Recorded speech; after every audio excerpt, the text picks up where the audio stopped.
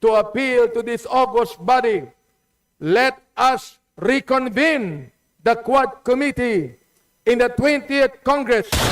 Naalala ko ang sinabi ni Secretary Boying Rimulya na maaaring ang missing sa Bukero ay merong koneksyon sa war on drugs na ginanap noong dating administrasyon. Sinong nagbigay ng lisensya dyan? Yung nakaupong mayor dati. Yung nakaupong vice mayor dati. Na ngayon ay mayor na ng Maynila. Nako! Gusto ko Nako, binabanatan niya ho si Yorme Isko Moreno.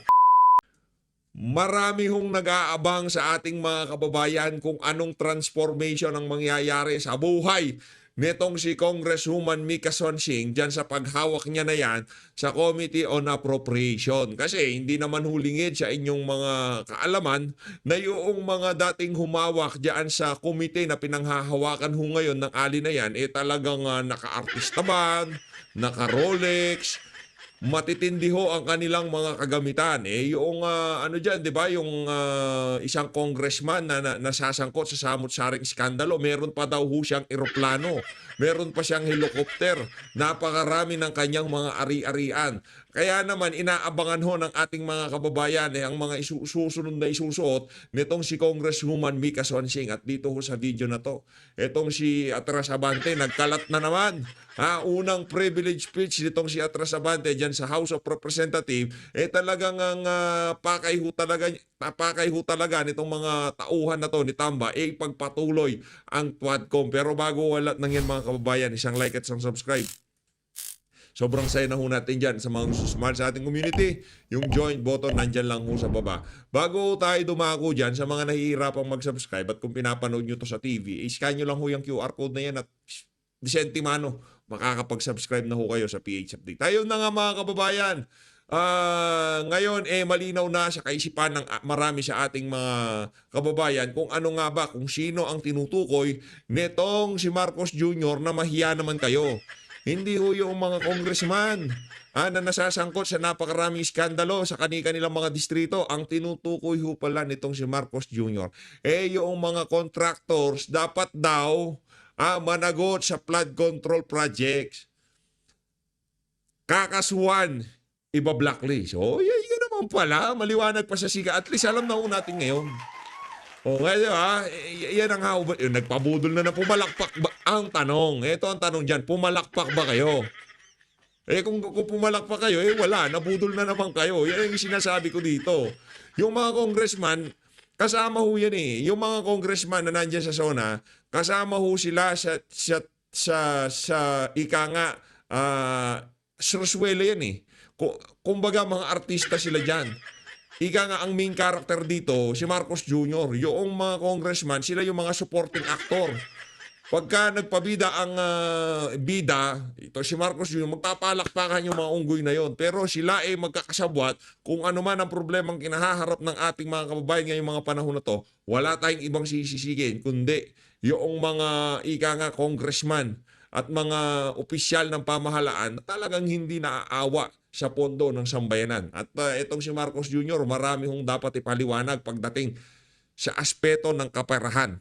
Marami ho siya, hair follicle test, mapanggang sa ngayon, wala pa rin kung yung mismong health follicle test, hindi tayo napagbigyan ng mama na yan, huwag na ho kayong umasa na yung mga perang nakukuha ng executive department, na mapupunta sa mga proyekto na makakapaghatid ng tunay na pagbabago sa ating mga kababayan. Huwag na ho kayong umasa. Wala hong isang salita. Ika nga, nasa dugo na niya ang pagiging magnanakaw dahil nga naman yung tatay niya, di ba? Ang tanong dito, ito pa tinatanong lagi sa comment section Yun ho bang ektaryang lupain dyan sa Poway, Ilocos Norte, sinaoli niyo na ho ba? Kasi sabi ng Korte Suprema, kasama daw yon sa ill-gotten wealth ng inyong pamilya. Kasama daw yun sa ninakaw ng pamilya Marcos. Ibalik nyo na yung tarik-tarian lupa dyan sa Poway, Ilocos Norte. Nagdesisyon na ang Korte Suprema, ibalik nyo na yon sa sambayan ng Pilipino. Hindi nyo daw pagmamay-ari yon. Nasa dugo na ho ang pagiging magnanakaw. Yang si Amy, nasa dugo din ho niya yan. Wag ho kayong magpabudol, mga mambubudol dyan. Ito na ako mga kababayan, itong si Congresswoman Mika Swansing. Game. We in the Committee on Appropriations fully support the push of President Ferdinand Marcos Jr. and Speaker Martin Romualdez towards increased transparency and public participation in the budget process. Nadidinig po natin ang panawagan ng ating mga kababayan na mas maging bukas ang proseso at magkaroon ang ating mga kababayan ng mas malakas na boses sa pagbuo ng budget. Bilang chairperson ng Committee on Appropriations, magpapanukala po ako ng mga reforma kay Speaker Martin Romualdez at sa ating pong mga kasamahan sa Kongreso patungkol po sa proseso ng pagbuo ng budget. Layon po nating buksan ang tabing sa usaping budget. Yan. Papandudayan po natin sa ating mga kababayan na wala pong itinatago ang inyong kongreso pagdating sa budget. Sa pamamagitan ng mga reformang ito, gusto po nating ipakita sa publiko na wala po sila dapat ipangamba pagdating sa proseso ng pagbuo ng inyong budget. Yun, wala ko kayong dapat ipangamba. Ika nga yung pagbubuka sa publiko ng usaping kaperahan dyan sa House of Representatives. Ibig sabihin na nagawan na nila ng paraan kung paano nila kukulimbatin ang pera ng sambayanan. Hindi ko sinabi si Mika Swansing. Tinutukoy natin dito yung mga magnanakaw na congressman. Ngayon, bato-bato sa langit, yung mga tamaan huwag magagalit. Ika nga. Pagka nagalit ko, ibig sabihin kayo yung tinutukoy kong magnanakaw. Pero dito wala akong pinapangalanan, di ba? Kahit niya si Swansing, di natin pinapangalanan yan. Pero sigurado dito, alam na nila kung paano didiskartehan, kung paano makakapagnakaw sa kaban na sambayanan. Kahit na nakatingin pa ang buong sambayan ng Pilipino. Ika nga, di ba? Kahit na nakatingin pa ang buong Pilipinas habang binabalangkas yung budget na yan, alam na nila, ibig sabihin, pagka gumanyan ako, 2 billion yan. Pagka hinawakan ko yung tenga ko na ganito, 500 million yan. Pagka ganito ko baba ko, 1.5 billion yan. Ganyan lang naman. Sinyalan lang yan.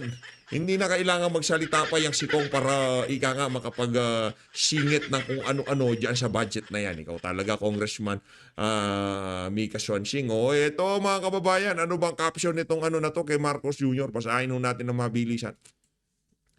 We are already have some names that are coming up. Papanagutin ng gobyerno ang mga kontraktor na may pananagutan kaugnay ng substandard flood control projects. Naku, yari tayo dyan. Ayon kay Pres Bongbong Marcos. Saad ng Pangulo sa kanyang PBBM podcast, kakasuhan ang naturang mga kontraktor at ipapa-blacklist upang hindi na sila magkaroon pa ng kontrata sa gobyerno. Di ba? Ano ba naman kung ipa-blacklist siya ang mga ano na yan? Hindi magtayo ng panibagong contracting company itong mga congressman na to. Easy money, di ba? Ngayon, kung ipapa-blacklist yung mga contractor na trumabaho sa mga flood control na yan, di naman ho kaya matamaan yung mga congressman dyan. Shoutout kay Rog Gutierrez, ha? Shoutout sa kanya. Hindi, gusto ko lang shoutout, di ba? Ganyan lang naman yan. Shoutout kay Saldico, shoutout. Shoutout lang, kayo naman yung mga kontraktor daw na gumawa ng mga falsipikadong flood control, ipapaimbestigahan. Shoutout kay Dong Gonzales. Yari tayo dyan. Shoutout, mega love shoutout ha. Mega love shoutout kay JJ Suarez, kay Dong Gonzales, kay Rog Gutierrez. Ano po? Ba't pagka meron S o kaya C sa dulo yung pang-apelido, parang merong ano, di ba? Di mo pagkakatiwalaan sa kapirahan. Marcos, Romualdez, Suarez, Gutierrez. Di ba? Hindi, sinashoutout lang naman natin. Yun daw mga kababayan, maliwanag pa sa sikat ng araw, ang talagang tinutumbok nitong si Marcos Jr. Doon sa kanya mga katagang, mahiya naman kayo, hindi yung kung sino man yung mga nakaharap niya noong nagsasalita siya. Ang tinutukoy niyang mahiya naman kayo, yung mga kontraktor na pagmamayari ng mga congressman na tumatrabaho doon sa kanilang mga proyekto, sa kanilang mga distrito. Yun mga kababayan. Atras sa bande. Thank you, Majority Leader. First of all, gusto ko magpasalamat sa ating Panginoon sapagkat naniniwala tayo according to Romans 13:1, Nako, na sinulat tigilan mo yun, ng Brad. isang magiting na abogado, si Apostle Paul, na miyembro din ng bureaucracy ng bansang Israel.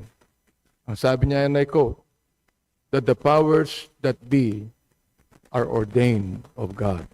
Mantakin nyo, ganito na lang ho mga kababayan. Sa dami ng problemang kinahaharap natin ngayong mga panahon na to, ang pinupuntiryan itong si Atras Abante, yung flood, yung, hindi pala flood control, yung Tuadcom, yung mga nawawalang sabungero. Ito mga kababayan, isipin nyo, mas mahalaga pa sa House of Representatives. Alam ko, yung sinasabing hindi mahalaga yung buhay ng mga nawawalang sabungero. Ganito mga kababayan, mas mabigat dito sa mga congressman na to, yung mga nawawalang sabungero kumpara doon sa mga kababayan natin nalubog sa baha. Yung pag-iimbestiga nila doon sa komite nitong si Terry Redon, muro-muro yun, walang kwenta yun. Walang kwenta ho yun mga kababayan. Anak ng tokwa, ngayon pa lang nakikita na ho natin. No, yung tipong ika nga nawawala na sa equation yung mga di umanong congressman na involved sa mga ika nga proyekto sa pamahalaan. Tayo dito sa kilala nyo si Apostol Pablo. Sa mga nakakakilala sa kanya, sino ba siya, di ba? Sino ba siya? Ano bang ginawa niya noong nakilala niya ang Panginoong Jesucristo?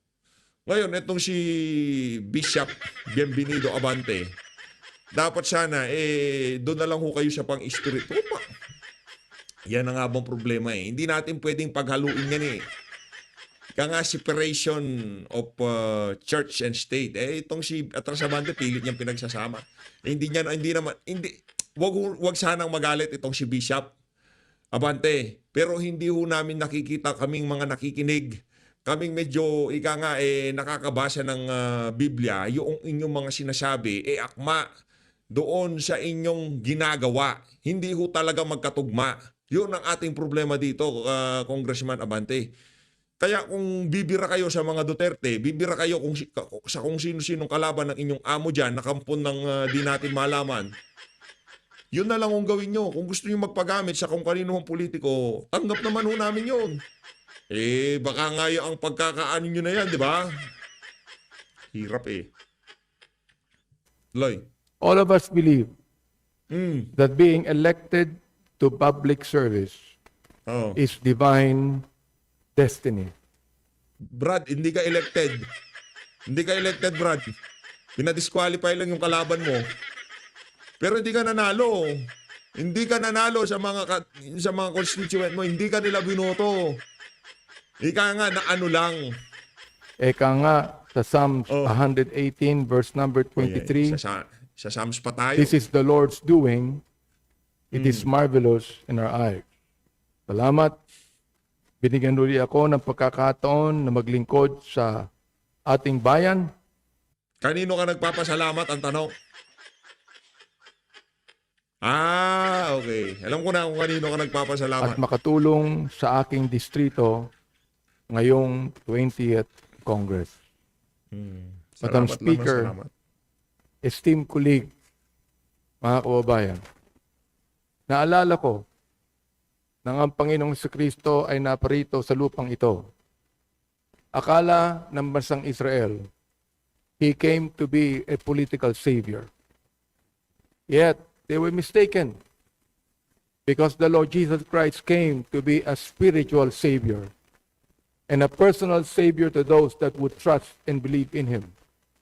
Kaya nga, akala nila, sa pagkakamaling yan, sila mismo ang naging mastermind upang ating Panginoon ay ipako doon sa krus ng Kalbaryo. Now, during that time, Madam Speaker, the nation of Israel was under the Roman Empire. If you remember, and if you have read, the book by Edward Gibbon entitled The Fall of the Roman Empire, it says that the very reason why the Roman Empire fell because of moral degradation. And that is what is happening in our country today. Moral degradation, Madam Speaker, my dear colleagues. Nakatatlong taon na kayo, moral degradation pa rin. Napadala nyo na sa The Hague, Netherlands si dating Pangulong Rodrigo Duterte. The Hague, Netherlands. Moral degradation pa. It is said Kanto ko. Oh. that the only thing Kala ko pa naman noong napadala nyo na sa The Hague, Netherlands itong si dating Pangulong Rodrigo Duterte okay na. Hindi pa pala. Hindi pa tuloy-tuloy pa rin ang permanent tuloy. in life is change. This much is obvious here in the 20th Congress. Some of our colleagues from the 19th Congress have left us and are no longer part of this chamber. There are some veteran faces, like my good friend Congressman Rufus Rodriguez, who is a veteran in this 20th Congress, who have returned and rejoined us. There are also new voices who have joined our ranks. And with every new Congress comes new priorities, new urgencies, and new calls for action. Some things, however, remain the same. First and foremost, we are blessed to have the same man leading us during these challenging times, House Speaker Martin Romualdez. Muli, congratulations, Mr. Speaker. And may the Lord continue to guide you as you once again shepherd this House. Ang gawin mo, atrasabante, araw-araw, pagpasok mo dyan sa bulwagan na yan, i-pray over mo na lumayas yung mga masasamang elemento dyan. Naniniwala kasi tayo sa panalangin. Makapangyarihan ho ang panalangin. Sabihin ko sa inyo, kung meron ho kayong naisin sa buhay, panalangin natin. Kaya tayo inananalangin sa lalong madaling panahon, magkaroon ng kaliwanagan ng kaisipan ng ating mga leader dito sa bansa na to. No? Isama ho natin sa panalangin na yung mga nagpapahirap, mga nagnanakaw sa pamahalaan, na yung wala nang inisip kundi politika, malagay na doon sa tama nilang kalagyan. With wisdom, steadiness, and a heart for service. Sa panibagong kabanata ng ating legislatura, we draw strength from your proven leadership, one that upholds unity even in diversity and places our nation above ourselves. In your previous term, Mr. Speaker, you steered this chamber through turbulent waters. With a calm hand and an open ear, we are confident that under your speakership, Mr. Speaker, Grabe, no? Grabe, iba ho yung nagagawa ng pera, no? Grabe ho, mga kababayan. Sabagay, no? Kahit nung panahon ng ating Panginoong Jesucristo, di ba? Pinagkaluluho siya dahil din sa sa pera. No? Pinagkaluluho siya dahil sa pera. Hindi ko naman sinasabing itong si Abante, pinagkakaluno niya yung sambayan ng Pilipino sa pera. Wala ko tayong sinasabing gano'n. Sinasabi lang natin dito, iba talaga ang kayang gawin ng pera. Di ba kung Benny? Kaya dapat talaga sabay-sabay tayong manalangin at yung mga pastor diyan sa mga pari, i-pray over niya si Martin Romualdez. Kung ano man yung masamang hangin na bumabalot sa kanyang kaisipan, di ba?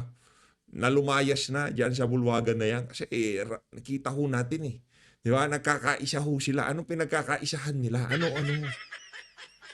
Umunlad na sambayan ng Pilipino. 3 taon na sila nagkakaisa. Di nga nabaklasin si Tamba. Anong kalagayan ng sambayan ng Pilipino? Nandun ho tayo sa pinakababa ngayong mga panahon na to. Sa lahat ng sa lahat ng aspeto ng pamumuhay ng bawat Pilipino. Pagdating sa safety, pagdating sa illegal na nasa pinakababa ho tayo. Kaya hindi natin malaman kung ano yung ginagawa nitong mga congressman na to dyan sa bulwagan na yan. Madam Speaker, the House of Representatives will remain a bastion of democracy, where the rule of law is respected, human dignity is upheld, and justice is pursued without fear or favor. It is that pursuit of justice that brings me to this rostrum once again to urge this body to continue what we began in the 19th Congress, to seek the truth, Yan. to hold the guilty accountable, Yan. and to give voice to those who can no longer speak for themselves. Let us not allow the passage of time or political convenience to bury the horrors we have uncovered. Their lives lost, the mothers left mourning, the children orphaned, the names forgotten by all but their families. This should not be tragic footnotes in our nation's history, for they are wounds that demand healing and crimes that demand justice. Aaminin ko po, Madam amin Speaker lang, amin. and my dear colleague, the work of the Quad Committee in Yan. the 19th Congress was not easy, especially for a senior citizen like myself. Nakakapagod po ang marathon hearing.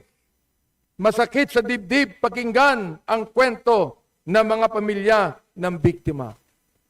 Nakakainit ng ulo ang mga duwag at demonyo na nagtatago at umiiwas sa ating hearings.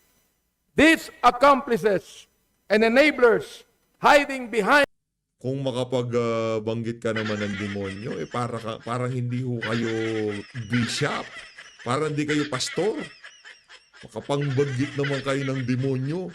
Diyan, kung iyari lamang nabanggit mo ang demonyo, diyan ba sa House of Representatives, walang mga demonyo?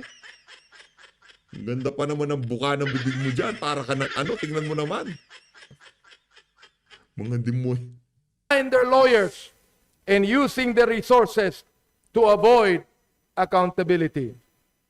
But, as we all saw for ourselves, these hearings were all necessary. Many difficult truths were brought to light. And in the process, we came up with legislation that we filed last Congress. Legislation that we have already refiled.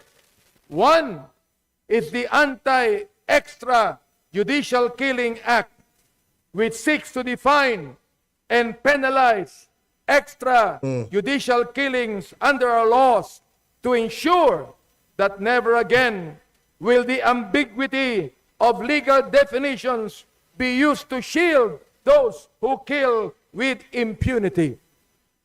Another is the Civil Forfeiture Act, which empowers the government to go after the assets and ill-gotten wealth of those involved in heinous crimes, including those who profited from operations that targeted the poor while leaving the powerful untouched. But, Madam Speaker, the process of reckoning is far from over. There's still work that must be done. Truth that remain hidden. Perpetrators who remain unpunished. And families who still wait for answers. That is why Ang dami ho nilang ang dami lang backup plan sa mga Duterte. Kay VP Sara, di ba? O, kung hindi magsasaksidya ang impeachment. Pero kung magsaksidya ang impeachment na yan, wala na. Tapos na yun, tuadcom na yun. Pag gagawin nila dyan. Target naman dyan mga Duterte. Huwag na ho kayong huwag na tayo magplastikan dito. Ika nga, target dyan sa tuadcom na yan, Duterte. Kung hindi makalusot yung na yan, hindi mapagbigyan yung MR. Feeling ko hindi mapagbibigyan yan eh. Kasi mag-MR pa lang kayo nagbabanta na tong kumbaga, nagpapaalala na itong si Tambaluslos na impeachable impeachable official daw yung mga maestrado diyan sa Korte Suprema. Oh, di ba? Kung kayo ba naman, kung kayo Korte Suprema, magpapakuyog kayo dito sa na to?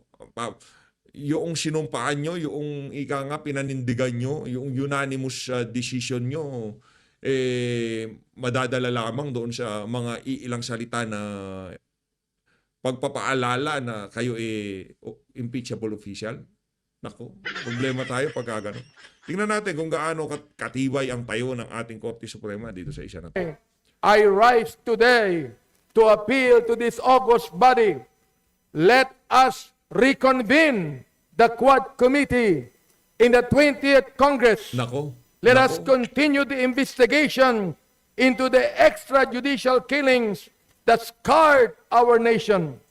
Let us show the Filipino people that justice does not expire with time, and that this Congress has the courage to finish what it has started. Under our rules, Madam Speaker, a joint inquiry or investigation may be conducted if matters are referred to two or more committees. We have a clear procedural framework in place to this, building upon the success of the Quad Committee during the 19th Congress. Originally, the 19th Congress Quad Committee was proposed by Deputy Speaker Aurelio Dong Gonzales in his privileged speech to cover three complex yet interrelated societal problems: the POGOs, illegal drugs, and extrajudicial killings. Wala yung wala yung online gambling. Walang online gambling. Ano lang talaga, Quadcom, EGK, yun lang. Ngayong mga panahon na to, napakaraming pamilyang nasisira dyan sa online gambling na yun. Wala ko talaga. Okay, sige, wala.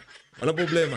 Or EJK. Sa 2028 na natin pag-usapan yung mga yan. Now, for the 20th Congress, while we still need to look deeper into these three and the pending issues that were left unresolved because of the adjournment of Congress, the proposed Quad Committee will adopt a wider mandate and investigate the persistent and systemic problems of criminality and criminal syndicates that have flourished across the years, often with the aid and protection of past and incumbent government officials. Isa pong halimbawa, lumalabas po ang issue tungkol sa missing sabongeros. Nako, yan na. Ay maituturing natin na EJ case. May mga Missing sa bungero, AJ. Iba talaga ang tama nitong mama. Matindi ang tama nitong si Benny Boy. investigasyon pa na ilang miyembro ng ating kapulisan Oh. ay sangkot sa mga insidenteng ito at mga matataas na tao sa lipunan. Kamakailan ay nakademanda na ng murder ang ilang mga business people tungkol dito, Madam Speaker. Hindi na ito bago sa atin. Ito'y kahalintulad ng mga kaso ng EJK na ating inaiimbestigahan noong 19th Congress, kung saan may umaabuso sa kanilang kapangyarihan. Ang tanong ngayon, bakit sila pinapatay? May connection ba ang mga kasong ito sa mga naunang EJ case na ating iniimbestigahan? O nagkaroon na ba tayo ng kultura of killing with impunity? Naalala ko ang sinabi ni Secretary Boying Rimulya na maaaring ang missing sa Bukero ay merong koneksyon sa war on drugs na ginanap noong dating administrasyon. Connect lang Ito ng connect. po'y ating iimbestigahan ngayon sa ating Quad Committee in the 20th Congress. Kaya't iginagagalak ko na sa kanyang State of the Nation address ay sinabi ng ating Pangulo na hindi niya palalampasin ang mga nasa likod ng pagkawala ng mga sabungero.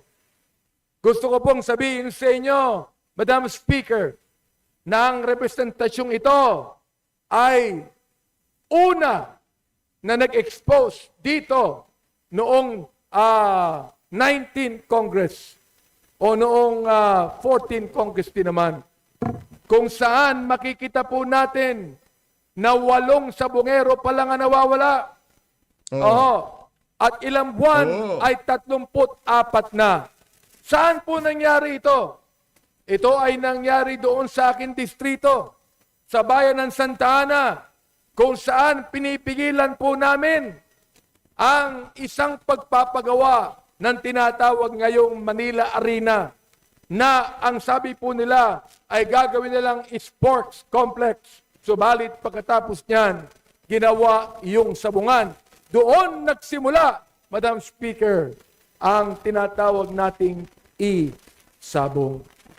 Oho. Tapos, nakalimutan na po yan. Hindi na napag-usapan po uli yan. Oho. Nagsimula po yan noong dating administrasyon. Ngayon po, more than 100 na ang nawawala. At ang sabi na whistleblower, at ang whistleblower na ito, si Toto, ay dating head ng security ng Manila Arena doon Santa Ana. Sinong nagbigay ng lisensya dyan? Yung nakaupong mayor dati. Yung nakaupong vice mayor dati. Na ngayon ay mayor na ng Maynila. Nako! Gusto ko Nako, binabanatan niya ho si Yorme Isko Moreno. Ngayon ang ano ho ito, ika nga, all out gurguran ito. Sa pagitan nitong si Joel Chua. Sa pagitan nitong si Joel Chua, Benny Abante, at saka yung isa, yung nag-privilege speech. Pangalan nun, si Congressman Valeriano, yung tatlo na yun versus Yorme Isko Moreno. Huwag kang mag-alala, Benny Boy, di ka aatrasan itong si Yorme. tanungin niyo mga taong yan, bakit nabigyan ng prangkisa? At bakit nabigyan ng lisensya ang Manila Arena kung saan nakita natin more than 100 na ang nawawalang mga Bakit nabigyan? Kasi nung mga panahon na yon, pwede legal ang online sabong. Ngayon hindi na legal kaya wala nang prangkisa at lisensya. Yun ang pinakamabilis at maikling sagot sa iyong pinakawalang kwentang katanungan ngayong video na to, dito sa video na to. sabungero. Kaya mga kaibigan, Tuloy lang. sa ating mga kababayan, Madam Speaker, my dear colleagues, ako'y nagpapasalamat sa mga sinabi ng ating Pangulo. Hahabulin, ang sabi niya, at pananagutan natin ang mga utak at mga sangkot, civilian man o opisyal, kahit malakas, mabigat o mayaman, hindi sila mangingibabaw sa batas. Higit sa lahat, ipararamdam natin sa mga salarin ang bigat ng parusa sa karumal-dumal na krimen ng mga ito. Ito po ang sinabi ng ating Pangulo. This is the kind of leadership we need, Madam Speaker. One that recognizes that no one is above the law and that justice must be pursued regardless of social status or political clout. Sa aspeto. Teka lang, Brad. Mga kontraktor lang pananagutin. Nabudol ka rin. Diba? Isa ka sa mga nabudol, Benny Boy. Ito naman ng katiwalaan sa gobyerno. Isa sa mga nanatiling nakabimbing issue mula sa 19th Congress ay ang tinaguriang reward system. Kaugnay ng Peking War on Drugs na nakaraang administrasyon. May naiwang katanungan tayo sa extent at scale ng rewards. Bukod sa monetary rewards, may kaakibat din bang promotion at assignment to key PNP personnel para sa mga opisyal at general na tumatalima o sumusunod sa kill directive. We also cannot turn a blind eye Ngayon ko lang narinig yun, mga kababayan, yung kill directive, ha? Ngayon ko lang narinig yun, sa totoo lang. to the persistent and dangerous threat of illegal drugs. In just the first half of 2025, over 30.29 billion pesos worth of illegal drugs were seized. A clear evidence that the drug trade in our country remains alive, evolving, and deeply entrenched. Reports of Shabu found floating off our coast. Foreign nationals caught smuggling narcotics through our airports. And week after week, drug operations across regions paint a sobering picture. This is not just a law enforcement issue, Madam Speaker. It is a national security crisis being fueled by organized, dangerous criminal syndicates that continue to poison our community. Ito po, hawak-hawak ko ang editorial ng isang pahayagan na sinulat noong August 1, 2025. Nais ko pong basahin sa inyo ang nilalaman nito. At ang sabi, the national government continues to wage the nationwide anti-illegal drug war without killing anyone. And President Ferdinand Bongbong Marcos Jr. continues to prove that a bloodless war is effective in addressing the drug problem. From June 2022 to July 2025, law enforcement authorities arrested more than 153,000 drug suspects, including pushers across the country. During the same period, records show that the government's bloodless anti-narcotics operation resulted in the seizure of illegal drugs worth 80 billion pesos. This only shows that the Marcos administration's anti-drugs war remains effective, according to President Marcos. And no less than the Interior and Local Government Secretary John Vic Rimulya said, people don't need to be killed to win the drug war. Akala po natin, Madam Speaker, wala nang droga sa Pilipinas. Sapagkat dinismantle na ang mga manufacturing ng droga dito sa bansa natin. Akala natin wala na. Sapagkat yung dating administrasyon, more than 30,000 were killed. At marami sa kanila ay inosenteng mga tao. Merong napatay na 3 taong gulang. Merong napatay na 9 taong gulang. Yan. At nais kong sabihin sa inyo, Madam Speaker, my dear colleagues, na ang karamihan ng mga napatay na ito ay hindi nabigyan ng pagkakatong ipagtanggol ang kanilang mga sarili because they were killed. Iniimbestigahan po namin ng 19th Congress na ang sabi ng PNP data na meron daw pong 7,000 na mga pulis ang pumatay. Bakit po? Sapagkat nanlaban ang kanilang pinatay.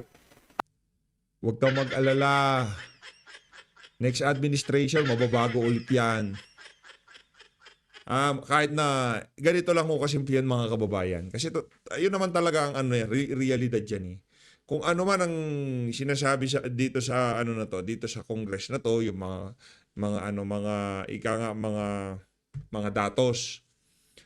Ang mangyayari ho dyan, pagdating ng susunod na administrasyon, magkakaroon ho tayo ng parehas na pagkilatis sa mga naging epekto, masamang epekto at mabuting epekto ng illegal war on drugs nitong si dating Pangulong Rodrigo Duterte. Hindi lang one-sided na pinapakinggan yung mga pamilyano, mga di umanong nagtutulak ng ipinagbabawal na pulburon.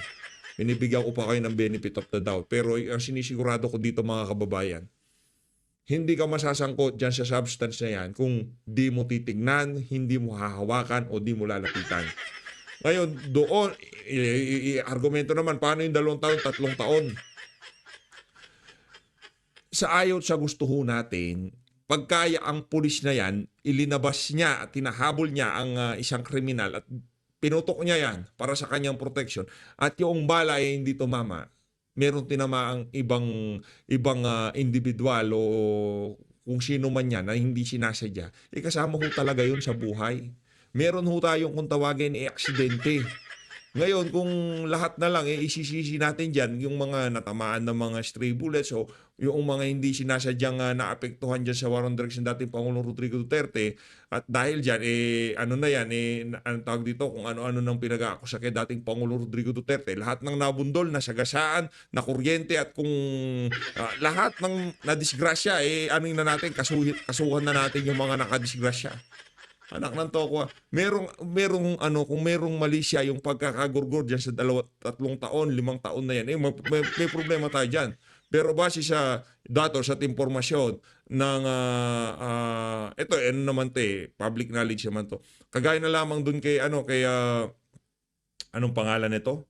Yung kay yung inimbestigahan sa Senado. Pumapalya na ho tayo mga kababayan. Dito kay kay Kian de los Santos, di ba? O, kay Kian, anong nangyari doon sa mga pulis? Nawala sa trabaho at nakakulong sila ngayong mga panahon na to. Di ba? Napatunayan na merong mali siya yung pagkakagurgur sa bata. Yung tipong hinahabol lang nila yung kota nila para mapakita lamang nilang tatrabaho. Yan dapat makulong yung mga yun. At pinananagutan nila yung mga nagawa nilang kasalanan. Pero hindi ho natin pwedeng ipakita lang yung one side na itong nangyaring war on drugs ng dating Pangulong Rodrigo Duterte. Marami yung nagsasabi sa social media na nagbenepisyo sila. Yung mga kamag-anak nilang umuwi ng madaling araw, wala na silang iniisip dahil alam nila safe sila. Yung police visibility, alam nila pagka nakakita ka ng police, yung police na yan, sigurado poprotektahan ka. Ngayon, pagka nakakita ka ng police, ano iniisip mo? Naku, tauhan to ni Torre. Unang papasok sa utak mo, baka ayayain ako ito na suntukan. Di ba? Yun lang naman yung mga kababayan. Anyway, di na natin tatapusin ang mga kabalbalan na to ni Benny Abante. Isa ho siya sa merong pinakamahabang privilege speech kahapon diyan sa House of Representatives. At ang gusto lang pala niya mangyari, ituloy yung TWADCOM. Wala namang kumukontra sa kanila. Ituloy nyo yan by all means. As always, maraming salamat po sa pag-support sa Page Update. Mag-ingat po kayo lahat. Mahalin natin ng Pilipinas. Huwag niyo imbestigahan yung mga nalulung sa sugal, yung mga nalulung sa pinagbabawal na droga. Diyan lang kayo sa mga missing sa bungero. Mahalin natin Pilipinas.